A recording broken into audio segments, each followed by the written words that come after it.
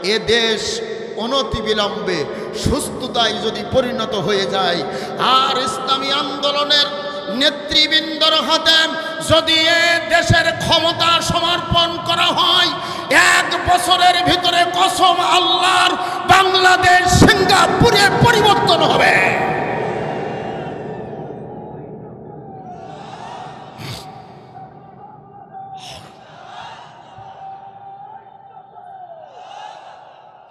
আজকের বলতে চাই নাই, মনের ভিতরে বড় আক্ষেপ ছিল, বড় আবেগ ছিল।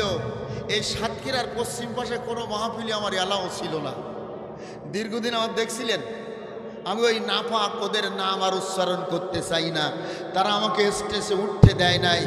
আল্লাহ, যারা এত বড় কষ্ট এত বড় ক্ষতি আমাদের করেছে, উলাঙ্গ বানাইয়া দেশের মাটি থেকে অন্য দেশে তাদের পার করে দেবা।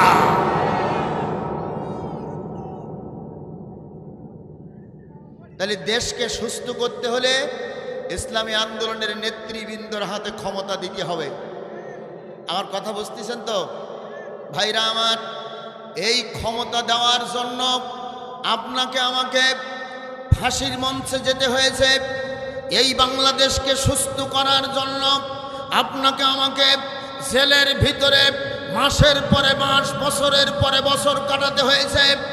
এই দেশকে সুস্থ করার জন্য আরমান ভাই সব আয়না ঘরের ভিতরে তাদেরকে ঢুকিয়ে দেওয়া হয়েছে, যাতে করে তারা এদেশের নেতৃত্ব আর দিতে না পারে। কিন্তু রাখে আল্লাহ, মারে কে? মারে আল্লাহ, রাখে কে? এই তো নদীর খেলা। সকালবেলার আমির রে তুই ফকির সন্ধ্যাবেলা।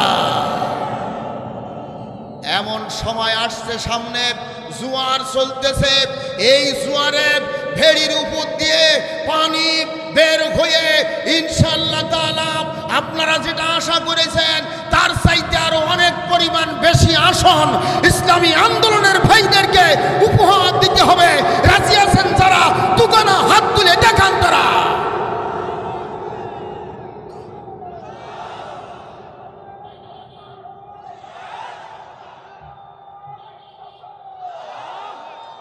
তাহলে 1 নাম্বার হলো দেশ অসুস্থ, এখানে চিকিৎসা দিতে হবে, নইলে এদেশ সে শান্তি হবে। 2 নাম্বার, যে দল তার নিজের কর্মীদের সামাল দিতে পারে না, ভালো করে বুঝবেন, যে দল তার নিজের কর্মীদের সামাল দিতে পারে না, সে দল একটা বৃহৎ দেশকে সামাল দিবে কিভাবে? জোরে কথা বলেন না কেন? আমার কথা কি খারাপ লাগতেছে নাকি? রাস্তার সাইডে যারা দাঁড়িয়ে আছেন, যদি প্রাণে চায় ওই খালি জায়গাটা পূরণ করেন, আল্লাহ আপনার পরে রহম করবে। জোরে বলেন ঠিক কিনা? তাহলে যে দেশ, যে দল তার নিজের কর্মীদের সামাল দিতে পারে না, তারা গলা লম্বা করে বলে আমরা মওদুদির ইসলাম চাই না, আমরা মদিনার ইসলাম চাই। কথা বলেন, এ কথা বুঝতেছেন তো নাকি? মদিনার ইসলাম যারা চান তাদের কাছে আমার দাবি হলো 5টা। জোরে বলেন কয়টা? তাদের কাছে আমার দাবি হলো 5টা। মদিনার ইসলাম যদি চেয়ে থাকেন, মদিনার ইসলামে মদ হারাম। এ দেশে মদ কেন আপনারা ক্ষমতায় ছিলেন হারাম হয় নাই?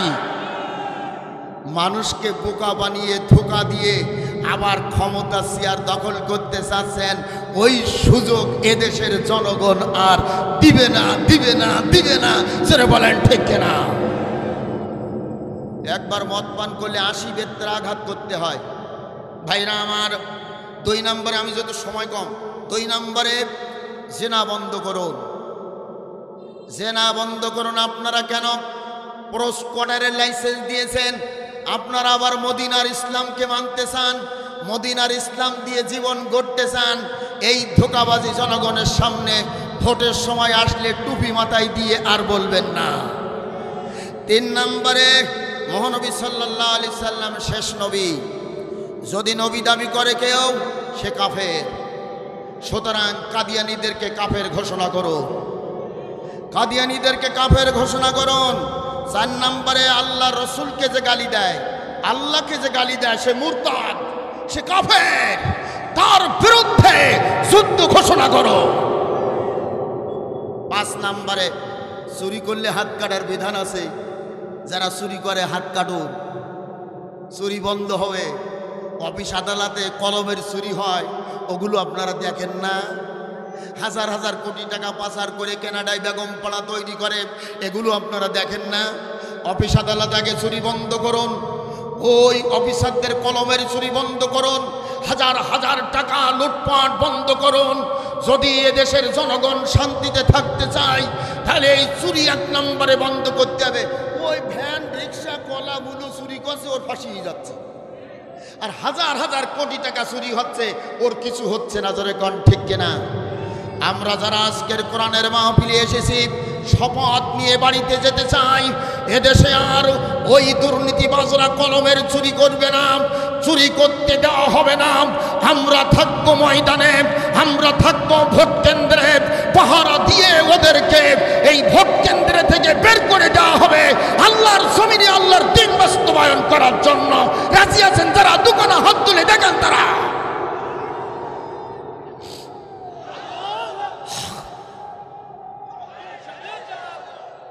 সবাই হাত তোলেন,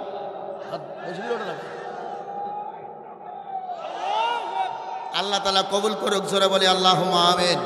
আমার সময় আছে আর 20 মিনিট, 40 মিনিট সময়, 20 মিনিট সময় শেষ। চলুন আয়াতে কারিমা দেখি। আল্লাহ পাক 20 মিনিটই কিন্তু ওয়াজ করলে 2 ঘন্টা ওয়াজ করা যায়, কি বলেন যায় না? আল্লাহ যেন তৌফিক দেন। জোরে বলি আমিন। কারণ আমার ভাই চেয়ারম্যান ভাই ফোন দিয়েছে, ভাই দেখেন দিন 8 তারিখের অবস্থা কি। এখন আমার আগামী পরশু একটা গাইবান্ধা, একটা জয়পুরহাট মাহফিল। আবার যে ভাই উত্তরবঙ্গে যাবো, তো এখন যাইতে গেলে আগের দিন ফাঁকা রাখতে হয়, নাহলে খুব কষ্ট হয়ে যায়। শিগগিরই রেখেন। সুবহানাল্লাহ বলেন। এই মুখখান আমরা কতদিন দেখি না, একবার কি চিন্তা করেছেন? আল্লাহ তাআলা সুযোগ করে দিলেন, আলহামদুলিল্লাহ। চলুন একটু খোরাক নিয়ে বাড়িতে যাব। আল্লাহ রাব্বুল আলামিন সূরা রাদ, কোরআনুল কারীমের 13 নম্বর সূরা 22 নম্বর আয়াত। যারা এখানে রোকন আছেন, এই মাসে রোকনদের পড়া ছিল এই সূরা রাদ 22 নম্বর আয়াত, 13 নম্বর সূরা। ভূমিকা একটু কথা বলার জন্য প্রস্তুত ছিলাম সূরার, সেটা বললাম না। এই 22 নম্বর আয়াতে আমার আল্লাহ রাব্বুল আলামিন ডাক দিয়ে বলছেন, বান্দারে 4টা কাজ যদি করতে পারো, উলাইকা উকুবাদ্দার, কিয়ামতের দিন জান্নাতের মধ্যে একখানা ঘর আমি আল্লাহ উপহার দেব, একখানা বাড়ি আমি আল্লাহ তাআলা দেব। ওই বাড়িটা টিন শেড না, ওই বাড়িটাই অ্যালবেস্টার দিয়ে ছাওয়া না, ওই বাড়িটা 1 তলা না 2 তলা না। নবীজি বলেছেন ওই বাড়িটা হবে 6666 তলা। সেই বাড়িটাকে নিতে চান? কথা বলেন। ওই বাড়ির মালিক কি হতে চান? ও আমার ভাইরা, কাজ হবে কয়টা? 2 দিন ব্যাপী তাফসীরুল কোরআন মাহফিলে কি ওয়াজ নিয়ে বাড়িতে যাবেন? আমি একজন আপনাদের পায়ের ধুলির অদম ছোট্ট বক্তা। আমার চিন্তা হয় বক্তারা খালি কি গাদা গাদা টাকা নিয়ে যাবে, ওরা কি জনগণের জন্য কিছু দিবে না? এজন্য আমার বড় ভয়, আল্লাহ আমার কাছে না জানি কিয়ামতের ময়দানে আসামির কাঠ গলায় দাঁড় করিয়ে দেয়। তাই 4টা জিনিস আপনাদের মাঝে দিতেছি। 1 নম্বরে আল্লাহ রাব্বুল আলামিন বলেন, ওই জান্নাতে ওই ঘরের মালিক যারা হতে চায়, 1 নম্বর কাজ হলো ওয়াল্লাযীনা সাবারু ইবতিগা ওয়াজহি রাব্বিহিম, যারা আল্লাহ তাআলার খুশির জন্য ধৈর্য ধারণ করবে, যারা আল্লাহ তাআলার খুশির জন্য ধৈর্য ধারণ করবে, আমার ভাইরা, তাদের জন্য কিয়ামতের দিন জান্নাতে ঘর বানিয়ে দেওয়া হবে। জোরে বলুন সুবহানাল্লাহ। সালামুন আলাইকুম বিমা সাবারতুম ফানিমা উকুবাদ্দার।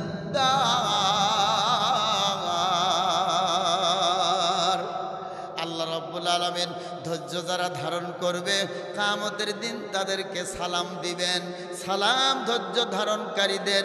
আর তোমাদের পুরস্কার হলো উকুবাদ্দার।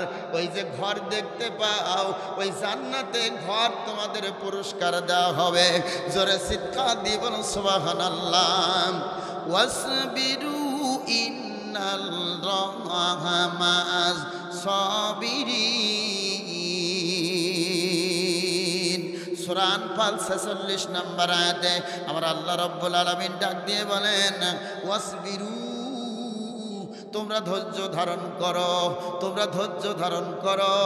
ইন্নাল্লাহা মা'আস সাবিরিন, নিশ্চয় আল্লাহ আমাদের সাথে আছেন। ইয়া আইয়ুহাল্লাযীনা আমানু সাবিরু ওয়া সাবিরু ওয়া রাবিতু ওয়াত্তাকুল্লাহা লাআল্লাকুম তুফলিহুন। সূরা ইমরান 3 নম্বর সূরা 200 নম্বর আয়াতে আমার আল্লাহ রাব্বুল আলামিন ডাক দিয়ে বলছেন, ও হে তোমরা যারা ঈমানদার, তোমরা ধৈর্য ধারণ করো। আর জিহাদের ময়দানে তোমরা যেন খবরদার খবরদার ধৈর্য হারা হইও না, ধৈর্য ধারণ করবে, আল্লাহকে ভয় করবে। লাআল্লাকুম তুফলিহুন, সম্ভবত তোমরা সফল কাম হবে। জোরে বলুন সুবহানাল্লাহ। ওয়াজআলনা মিনহুম আইম্মাতান ইয়াহদুনা বিআমরিনা লাম্মা সাবারু।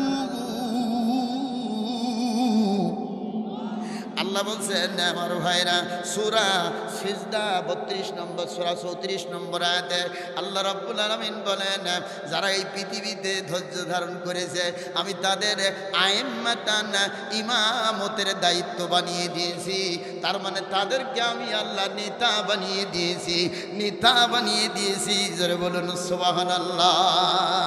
আমার ভাইরা 2025 অল্প একটু বাকি আছে, 2026, এই দুইটা বছর হলো ধৈর্য ধারণ করার বছর। ওরা আমাদের গায়ে ঢিল মারবে, ইট মারবে, পাটকেল মারবে, আমরা শুধু ঘাড় ফিরিয়ে তাকিয়ে দেখবো, জবাব দেব না। মনে থাকবে? মনে থাকবে তো? যত কটু কথা বলবে, কটু কথার জবাব আমরা দেব না। আমার ভাইরা, মুহাদ্দিস আব্দুল খালেক হুজুর বলেছেন 11 জন নেতাকে ওরা শহীদ করে দিয়েছে। ওই 11 জন নেতার রক্তের বদলা আমরা নিতে চাই না। 2026-এ যেই নির্বাচন আসবে, ওই নির্বাচনে ব্যালট বিপ্লবের মাধ্যমে আমরা এই জমিনে ইসলাম প্রতিষ্ঠা করার মাধ্যমে প্রতিশোধ নিতে চাই। এই জন্য আমি এই আয়াতখানা আজকে পড়েছি এখানে। মুখ দিয়ে যেন ফুলফুল করে কথা বের না হয়। ওরা হাতা মাতা না পাইয়া দেখবেন পাগলের মতো ঘুরিয়ে বেড়াবে। তার কারণ আপনারা মনে আছে, আপনাদের 18 সালের নির্বাচনে আগরদাড়ি মাদ্রাসার কেন্দ্রে মিস্টার কুকুর মশাই শুয়েছিল। এই জন্য আপনারা যদি ধৈর্য ধারণ করেন, দেখবেন ওরা হাতা মাতা খুঁজে পাবে না। শেষ পর্যন্ত ল্যাজ গুটাইয়া সামনের দিকে যাওয়ার জন্য ব্যস্ত হয়ে যাবে। আমার আল্লাহ রাব্বুল আলামিন ডাক দিয়ে বলছেন, ইন্নাল্লাহা লা ইউগাইয়িরু মা বিকওমিন হাত্তা ইউগাইয়িরু মা বিআনফুসিহিম।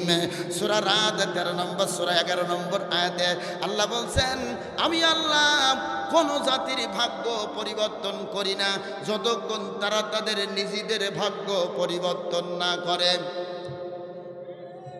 কথা বুঝতেছেন তো? ও আমার আম্মা জানেরা, কথা বুঝতেছেন তো? নিজেদের ভাগ্য আদে নিজেদেরকে পরিবর্তন করা লাগবে। আমার ভাইরা, এজন্য আমাদের 1 নম্বর কাজ হবে ধৈর্য ধারণ করা। ধৈর্য ধারণ করেছিলেন হযরত আদম আলাইহিস সালাতু ওয়াস সালাম। আল্লাহ বলছে, আদম রে, ধৈর্য ধারণ করার কারণে তোমার নামখানা দিলাম আদম সফিউল্লাহ। ইব্রাহিম নবী ধৈর্য ধারণ করেছিলেন, আল্লাহ তার নাম দিলেন ইব্রাহিম খলিলুল্লাহ। আমার ভাইরা, মুসা নবী ধৈর্য ধারণ করেছিলেন, আল্লাহ নাম দিলেন মুসা কালিমুল্লাহ। ঈসা নবী ধৈর্য ধারণ করেছিলেন, নাম দিলেন ঈসা রুহুল্লাহ। আর আখিরি জামানার নবী নবী মুহাম্মদুর রাসূলুল্লাহ সাল্লাল্লাহু আলাইহি সাল্লাম ধৈর্য ধারণ করেছিলেন, আল্লাহ নাম দিলেন নবীরে মুহাম্মদুর রাসূলুল্লাহ। وعن أبي وقاص رضي الله تعالى عنه قال قلت يا رسول الله أي الناس أشد بلاء قال الأنبياء ثم الصالحون ثم الأمثال فالأمثال ابتلى الرجل على حسب دينه رواه مسلم 2968 নম্বর হাদিস মুসলিম শরীফের হযরত ওয়াক্কাস রাদিয়াল্লাহু তাআলা আনহু হইতে বর্ণিত। কুলতু তিনি বলেন আমি নবীর কাছে জিজ্ঞাসা করিলাম আইয়ুন নাস আসাদ্দু বালাআন, নবী গো মানুষের মধ্যে সবচাইতে বেশি পরীক্ষা কাদেরকে করা হয়? বিশাল গুরুত্বপূর্ণ কিন্তু মানুষদের মধ্যে আইয়ুন নাস আসাদ্দু বালাআন, এই মানুষদের মধ্যে সবচাইতে বেশি পরীক্ষা কাদেরকে করা হয়? আল্লাহর নবী বললেন ক্বালাল আম্বিয়া, নবীর বহু বচন আম্বিয়া, যারা নবী আম্বিয়া যারা রসুল তাদেরকে বেশি পরীক্ষা নেওয়া হয়। এরপরে ওই সাহাবী জিজ্ঞাসা করলেন সুম্মা, অতঃপর কারা? আল্লাহর নবী বলেন as-সালিহুন, যারা নেককার যারা সৎ তাদের উপরে পরীক্ষা আসে। এরপর আবার জিজ্ঞাসা করলেন সুম্মা আল আমসালু ফাল আমসালু, আল্লাহর নবী বলেন ওই সৎ ব্যক্তিদের এইভাবে পরীক্ষা নেওয়া হয়। আমার ভাইরা নবীর জামানা থেকে পরীক্ষা শুরু হয়েছে। আল্লাহর নবীকে তায়েফে রক্ত ঝরানো হয়েছে। নবী একবারও তায়েফবাসীর পরে রাগ করেন নাই, মক্কা থেকে তাড়িয়ে দেওয়া হয়েছে। আল্লাহর নবী মদিনায় চলে এসেছেন, নবী ওদের পরে রাগ করেন নাই। সাহাবীরা ধৈর্য ধারণ করেছে, তাবিঈরা ধৈর্য ধারণ করেছে, তাবিঈনরা ধৈর্য ধারণ করেছে। মুস্তাহিদ ইজতিহাদগণ আমার এই মুস্তাহিদগণকে ধৈর্য ধারণ করা হয়েছে, ইমামদেরকে ধৈর্য ধারণ করা হয়েছে আমার ভাইরা। এরপরে আসুন এক এক করিয়া সনদ সহকারে এই বাংলার জমিনে আমার ভাইরা মাওলানা মতিউর রহমান নিজামী রহমতুল্লাহ আলাইহি ধৈর্য ধারণ করেছে। আসতে বললেন কেন? কত বড় ইমানের তাজাল্লি একবার কি চিন্তা করে দেখেছেন? ফাঁসির মঞ্চে যখন নিয়ে যাওয়া হচ্ছে, ছেলেকে ডাক দিয়ে বলছে বাবা আমি কি পরিধান করে যাব? ছেলে বলছে বাবা পাজামার পাঞ্জাবি পরে যাবেন। পাজামার পাঞ্জাবি পরিয়া মধ্যে মুজাহিদ যখন সামনের দিকে আগাইতেছে, একবার ছেলের দিকে তাকাই দেখে দুই চোখ দিয়ে ঝরঝর করে পানি বের হচ্ছে। এ ছেলে রে বাবা তোমার মাকে নিয়ে বাসায় চলে যাও, মার দিকে খেয়াল করবা, মন খারাপ করবা না, দেখা হবে জান্নাতে। জোরে বলুন আল্লাহু আকবার। দেখা হবে কোন জায়গায়? দেখা হবে জান্নাতে। আমার ভাইরা বিশ্বনন্দিত মুফাসসিরে কোরআন দেলু রাজাকারের সমস্ত অপরাধগুলো তারপরে ছাপিয়ে দেওয়া হয়েছে, ছাপিয়ে দিয়ে তাকে রাজাকার বানানো হয়েছে। এই বাংলার জমিন থেকে তারা শহীদ করে দেওয়া হয়েছে। উনি ধৈর্য ধারণ করেছেন। ধর্ষক বানানো হয়েছে কোর্টে। ওনার বড় ছেলে রাফিক বিন সাইদি আপনারা চেনেন। একই সঙ্গে অনেক মঞ্চে ওয়াজ করেছি, তখন আমি অনেক ছোট। ভাইরা বাবার নামে এত বড় অপবাদ দেওয়ার কারণে টেনশন সহ্য করতে পারে নাই, কোর্টের বারান্দায় স্ট্রোক করে মারা গেছে। তারপরে আল্লাহ মাহফুজুর ধৈর্যচ্যুত হন নাই। যেরকম ঠিক কিনা ভাইরা? কসাই কাদের নামে একজন ছিল ঢাকাতে।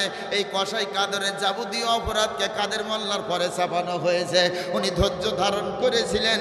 ধৈর্য ধারণ করার কারণে আল্লাহ রাব্বুল আলামিন তাকে পুরস্কার করবেন। ইন্না ইজামা জাযাই মা ইজামাল বালাই ওয়া ইন্নাল্লাহা ইজা আহাব্বা কওমানা বিবতালাহুম ফামান রাদিয়া ফালাহু রিদা ওয়ামানা সাকিতা ফালাহু সাকাতা। রাওয়াহু তিরমিজি 2396 নম্বর হাদিস। জোরে একবার বলুন সুবহানাল্লাহ।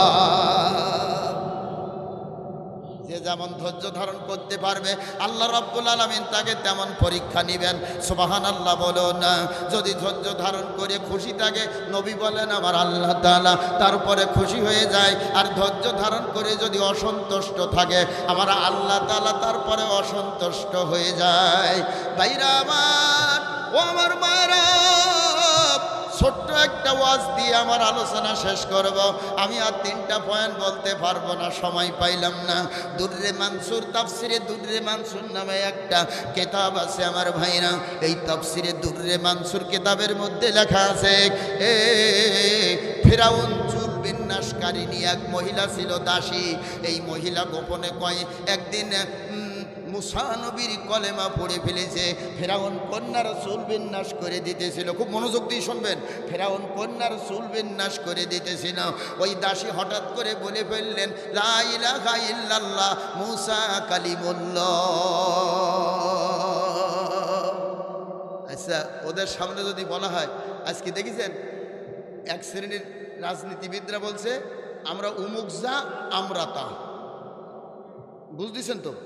আজকে স্লোগান আমি একটুখানি আগে দেখে আসলাম, ওরা যা আমরাও তা। তার মানে ওদের ওই ভাসমান ভোটগুলো নেওয়ার জন্য এরা যে কত নিচে নামবে তা আপনি হিসাব করতে পারবেন না। ভাইরা আমার, বন্ধুরা আমার, ফেরাউন কন্যা বলছে, দাসী রে, আমার বাবার খাইয়া, আমার বাবার নুন খাইয়া, আমার বাবার গুণ গাইতে তুমি লজ্জা পাও? কার কলেমা পড়েছ? আজকে দিনের ভিতরে তোমার বিচার কার্য শুরু হবে।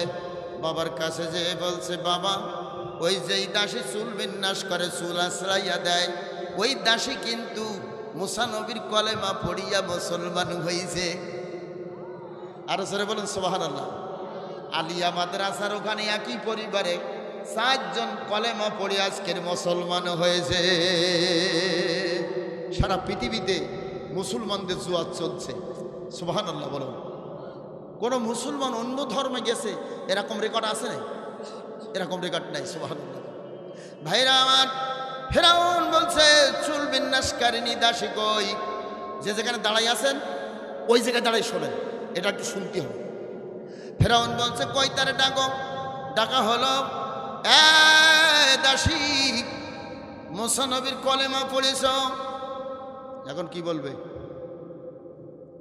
কথা বলেন, কি বলবে? ভয় পাবো না আমরা? ভাইরা আমার, দাসী বলছে, ফেরাউন, যে কলেমার মধ্যে খোরাক পাওয়া যায়, যে কলেমা পড়লে খোদা থাকে না, যে কলেমা পড়লে ক্লান্তি দূর হয়, যে কলেমা পড়লে পরে আসমানের রহমতের ছায়া পাওয়া যায়, এই কারণে আমি কলেমা পড়েছি। ফেরাউন বলছে, জানো আমি তোমারে কি করতে পারি? বলছে, দাসী বলছে, সেটা আমি বুঝি, সেটা আমি জানি আপনি কি করতে পারেন, আমাকে প্রাণ নাশ করতে পারেন না, তবু আমি ওই কলেমা একবার যেটা পড়েছি আর ছাড়ব না। ও মুসলমান, কলেমাওয়ালা রে, এত সুন্দর করে কলেমা পড়লাম, কলেমার পক্ষে তোমার ভোটটা হওয়ার দরকার ছিল। মুখে কলেমা পড়ো, আবার তোমার ভোটটা যাবে কলেমাওয়ালাদের বিপক্ষে। এ কলেমা তোমাকে বাঁচাতে পারবে না, এ কলেমা তোমাকে জাহান্নামে নিয়ে যাবে। ফেরাউন বলছে, তোমারে আলটিমেটাম দিলাম, 1 সপ্তাহের মধ্যে তুমি কলেমা ছেড়ে দাও, নইলে তোমার 5টা সন্তান আছে, আমার কিন্তু জানা আছে। এই 5টা সন্তানের, আমার বার হাদিস, কিন্তু এই 5টা সন্তানের একটাও কিন্তু দুনিয়ায় বাঁচিয়ে রাখবো না। দাসী বলতেছে, ফেরাউন, তোমার ক্ষমতার জোরে তুমি অনেক কিছু করতে পারো, কিন্তু আমার ঈমান তুমি কিনতে পারবে না। ভাইরা, ক্ষমতার জোরে বহু কিছু করেছে, এ মানুষেরা ঈমান হারা হয় নাই, ঈমান হারা হয় নাই। জোরে কোন ঠিক আছে কিনা? বেশিরভাগ ঈমানে পাকাপোক্ত হয়েছে। আমার সদরে আমি দেখেছি মা বোনেরা, পুরুষ যদি 10 জন হয়, মা বোনেরা হয়েছে 20 জন। জোরে কোন ঠিক কিনা? আমি আশা করব আমার এই এলাকার মা বোনেরাও সঙ্গবদ্ধ হয়েছে। জোরে কোন ঠিক কিনা?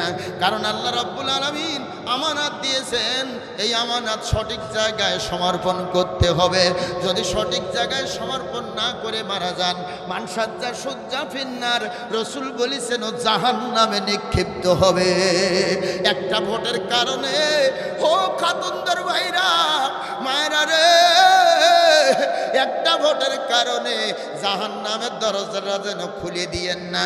এটা আল্লাহ তাআলা সূরা নিসায় ঘোষণা দিলেন, বিরাট বড় আমানত। এই আমানত সঠিক পাত্রে তুমি সমর্পণ করবে। জোরে চিৎকার দিয়ে বলো সুবহানাল্লাহ। 7 দিন শেষ হলো, ফেরাউন ওই দাসীকে ডাক দিয়েছে, এ দাসী মুসার কলেমা ছাড়বি কিনা বলা। দাসী ডাক দিয়ে বলতেছে, আমার ঘড়ির টাইম ঠিক আছে তো, সময় শেষ।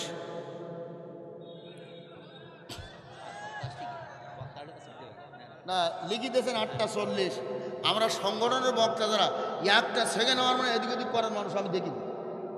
হ্যাঁ 5 মিনিট। চেয়ারম্যান ভাই বলছেন 5 মিনিট। আল্লাহ তাআলা চেয়ারম্যান সাহেবকে আরো 50 বছর হায়াত বাড়াই দিবা। সুবহানাল্লাহ বলে। আল্লাহ আগামী দিনে সাতক্ষীরার কান্ডারি আমার বাম পাশে বসিয়ে আছে। এ হাল ধরবে কারা? হাল ধরার মতন একজন এই যে আমার বাম পাশে বসা। জোরে বলুন সুবহানাল্লাহ। ভাইরা আমার, ফেরাউন ডাক দিয়েছে, ও দাসী বলো তোমার সিদ্ধান্তে তুমি কি মতামত পেশ করো। দাসী ডাক দিয়ে বলছে, ফেরাউন ফার্স্ট অ্যান্ড লাস্ট একই কথা, যেটা বলেছি সেটাই করতে চাই। মুসার কলেমা ছাড়তে চাই না, জীবন দিতে চাই। সুবহানাল্লাহ বলেন, আরো জোরে বলুন সুবহানাল্লাহ। আমার ভাইরা, ফেরাউন বলছে তোমার সন্তান কয়টা? কয় 5টা। ও মা, মারে এ অস্কানা মাথায় নিয়ে বাড়িতে যাইবা। দাসী বলতেছে আমার 5টা সন্তান। সব কটারে এক জায়গায় করা হবে। বিরাট বড় গর্ত তৈরি করা হলো। ওই গর্তের ভিতরে কাষ্ঠ দেওয়া হলো, কাঠ দিয়ে আগুন প্রজ্বলিত করা হলো। দাউ দাউ করে যখন আগুন জ্বলতেছে, ফেরাউন ডাক দিয়ে বলছে, দাসী যদি কলেমা না ছাড়ে তাহলে ওর বড় ছেলেকে আগুনের ভিতরে মায়ের চোখের সামনে ফেলে দাও। এ দাসী, তোর বড় ছেলেকে কলেমা যদি না ছাড়ো সেই গর্তের ভিতরে আগুনি ফেলে দেওয়া হবে। একবার চোখের ভিতরে পানি আসে নাই, দীপ্ত কণ্ঠে শপথ নিয়ে ইসলামী আন্দোলনের বীর সেনানীর মতো ঘোষণা দিচ্ছে, ছেলের আগুনের ভিতরে দেওয়ার মতো ক্ষমতা তোমাদের আছে, কিন্তু আমার ঈমান করার মতো ক্ষমতা তোমাদের নাই। ছেলেকে আগুনের ভিতরে দিল। দ্বিতীয় নাম্বার, দ্বিতীয় ছেলেকে আগুনের ভিতরে দিল। তৃতীয় নাম্বার, ছেলেকে আগুনের ভিতরে দিল। চতুর্থ নাম্বার, ছেলেকে আগুনের ভিতরে দিল। ওমা, পঞ্চম নাম্বার সন্তান, দুগ্ধপোষ্য সন্তান, মায়ের কোলে এখনো দুধ পান করে। এইবার ওই ছেলেকে নিয়ে যখন বলা হইতেছে এই তোমার দুগ্ধপোষ্য সন্তানকেও আগুনের ভিতরে দেওয়া হবে, ছেলে চোখটা ফেল ফেল করে মায়ের দিকে তাকাইয়া ওই ছেলের জবান দিয়ে সেদিন কথা উচ্চারিত হয়েছিল, মারে জীবন দি বাবা, ফেরাউনের দাসত্ব যেন স্বীকার করিও না। ও আগুনকে বরণ করে নিবা, এ আগুন হবে তোমার জান্নাতের সাথী। ও মায়ে, আগুনে যদি তুমি যেতে পারো, এ আগুন না রে, এ আগুন ইব্রাহিম নবীর মতো যেমন এয়ার কন্ডিশন হয়ে গেছিল, এ আগুনও তোমার জন্য এয়ার কন্ডিশন হয়ে যাবে। মা অবাক হয়ে গেলেন। দুগ্ধপোষ্য সন্তান যখন এই কথা বলতেছে, তাহলে তো আর আমি অপেক্ষা করতে পারি না। ছোট্ট কোলের শিশু সন্তানকে আগুনের ভিতরে দিয়া এবার দাসীকে নেওয়ার জন্য এসেছে। এখনো বলো, কলেমা ছাড়বি না আগুনে ছাপ দিবি? কয় 5টা সন্তানের জীবন আমার চোখের সামনে আমি দিয়া দিলাম রে, আমি এতটা অধৈর্য না, আমি ধৈর্য ধারণ করেছি। আমি আল্লাহ আর কোরআনের পথে থাকতে চাই, মুসার পক্ষে থাকতে চাই, কলেমা পড়েছে। আগুনে ফেলানো লাগবে না। ও ফেরাউনের সাঙ্গপাঙ্গরা, ও তোমরা অপেক্ষা করো, দাঁড়াও এখানে, আমি নিজে আগুনে ঝাঁপ দিয়ে পড়তেছি।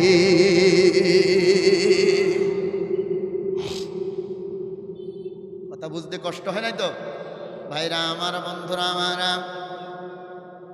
ফেরাউন কন্যার চুল বিন্যাসকারিণী দাসী আগুনের ভিতরে ঝাঁপ দিয়ে পড়লেন আর জানাইয়া গেলেন এ কলেমা যারা পড়বে তাদের উপরে পরীক্ষা চলে, আমাদেরকেও দেওয়ার জন্য প্রস্তুতি হয়ে যান। আমার ভাইরা, যত নিষ্পেষণ হামলা মামলা, ইস্টিমের রোলার, যত গালিগালাজ তিরস্কার, যত ভয় ভীতি দেখানো, সব কিছু ভুলে যেয়ে আল্লাহর জমিনে আল্লাহর দ্বীন কায়েম করার জন্য আপনাকে আমাকে কোরআন হাতে নিয়ে কলেমার পতাকা মুখী ধারণ করে, আল্লামা হুজুর বলেছিলেন একটা কথা বাকি আছে, সব কটা ঠিক মতো খেটেছে, যে বাংলাদেশে ইসলাম কায়েম হবে, ওই ইসলামের ঘোষণা হবে চট্টগ্রাম থেকে। জোরে বলুন সুবহানাল্লাহ। আর আমি বলবো সাতক্ষীরা জেলায় ইসলাম ঘোষণা হবে, প্রতিষ্ঠা হয়েছে। এটা সর্বপ্রথম আমার ভাইরা সাতক্ষীরার পশ্চিম পাড়ে বৈকারি কাতন্দা থেকে এই স্লোগানটা উঠবে। কারা কারা রাজি আছেন দোকানে হাত তুলে স্লোগান দিয়ে দেখিয়ে দেন।